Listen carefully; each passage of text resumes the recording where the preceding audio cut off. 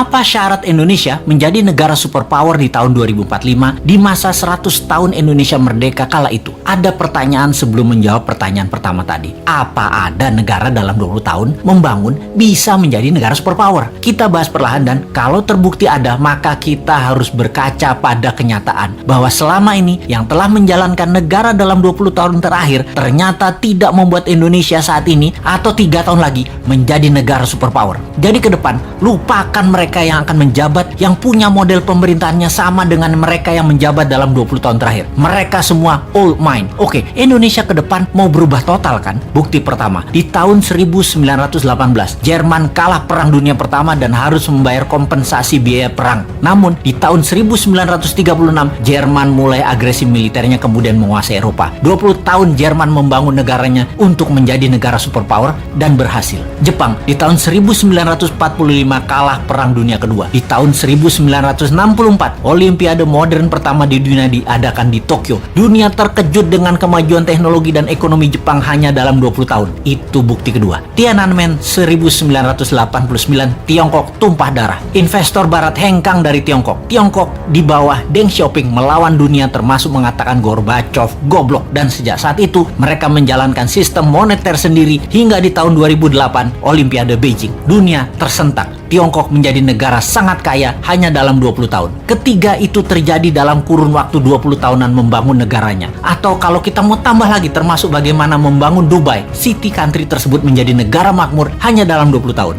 Kembali ke Indonesia. Bagaimana kita melihat Indonesia dalam 20 tahun terakhir? Siapa saja pemimpinnya? Apakah mau lagi dengan mereka-mereka dan orang-orang yang sepemahaman dengan mereka? Kita detailkan. Selama 20 tahun terakhir, siapa yang menjabat? Mereka adalah 3 tahun Ibu Mega, 10 tahun Pak SBY, dan 7 tahun ini Pak Jokowi. Apakah dalam 20 tahun ini Indonesia seperti Jerman setelah Perang Dunia Pertama menjadi negara superpower? Apakah Indonesia menjadi negara maju modern seperti Jepang setelah Perang Dunia Kedua? Dan 20 tahun ini apakah Indonesia menjadi negara maju seperti Tiongkok setelah Tiananmen di tahun 1989?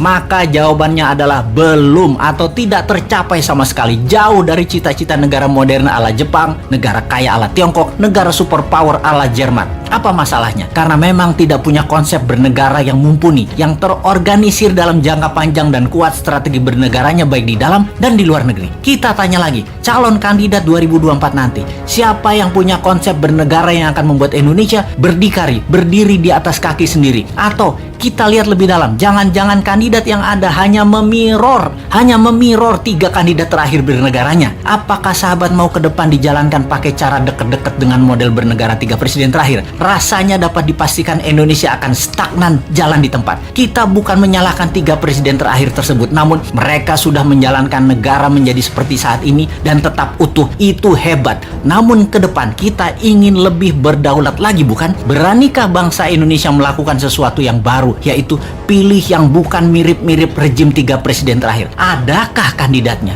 Sungguh, sekali lagi kita tanya, maukah pemimpin baru yang punya tim baru yang segar, yang berbeda, dan berani melawan arus utama perpolitikan lokal serta internasional, atau tetap memilih mereka yang saat ini ada di dalam etalase yang semuanya memirror 3 presiden terakhir di Indonesia? Kalau saya pribadi, saya capek dengan yang ada. Akan terukur sekali pencapaiannya kalau kira-kira dengan para kandidat yang ada saat ini. Bagaimana menurut sahabat? Siapa yang bisa membuat Indonesia menjadi negara superpower di tahun 2045 itu?